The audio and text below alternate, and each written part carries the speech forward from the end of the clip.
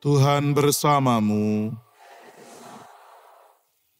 Inilah Injil suci menurut Santo Markus.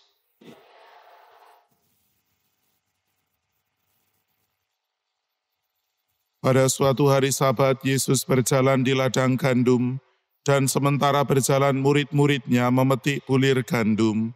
Maka kata orang-orang Farisi kepada Yesus, "Lihat, mengapa mereka berbuat sesuatu yang tidak diperbolehkan pada hari Sabat?" Jawab Yesus kepada mereka, "Belum pernahkah kamu baca apa yang dilakukan Daud ketika ia dan para pengiringnya kekurangan dan kelaparan? Tidakkah ia masuk ke dalam rumah Allah waktu Abiatar menjabat sebagai imam agung, lalu makan roti sajian yang tidak boleh dimakan kecuali oleh imam-imam, dan memberikannya juga kepada pengikut-pengikutnya?" Lalu kata Yesus kepada mereka, "Hari Sabat diadakan untuk manusia, dan bukan manusia untuk hari Sabat. Jadi Anak Manusia adalah Tuhan juga atas hari Sabat." Demikianlah sabda Tuhan.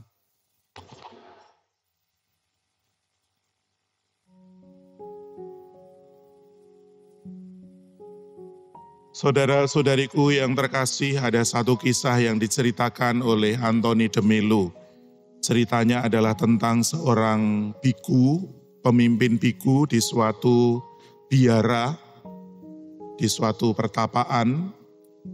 Itu memimpin doa, dan pemimpin biku itu dikenal sebagai pribadi yang penyayang semua, termasuk memiliki satu ekor kucing sebagai peliharaannya. Kucing itu begitu dekat sehingga ketika sembahyang pun, biku itu juga selalu didekati.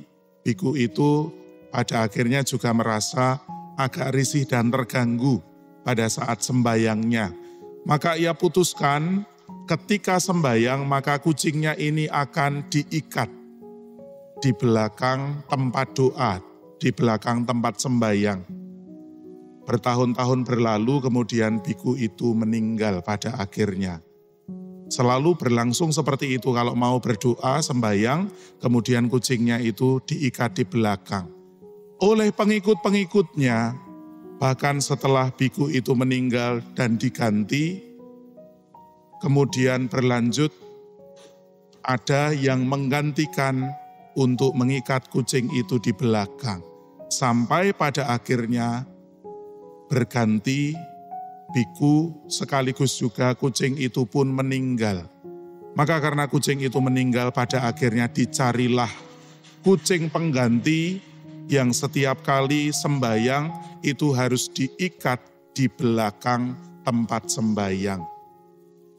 Kita semua mendengarkan bacaan pada hari ini kurang lebih memberi contoh ataupun juga gambaran yang sama dengan cerita yang dikatakan oleh Antoni de Mello tadi tentang bagaimana ketaatan yang dilakukan oleh orang-orang Farisi dan lalu ditanyakan kepada Yesus serta para muridnya.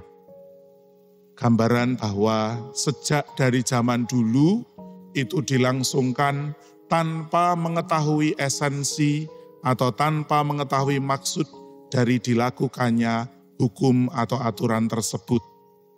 Marilah kita semua sebagai orang-orang Katolik memahami apa yang diperlukan di dalam hukum dan aturan, sehingga ketaatan kita tidak menjadi seperti ketaatan buta ketika para pengikut biku itu mengikat kucing di belakang tanpa tahu sebetulnya apa artinya.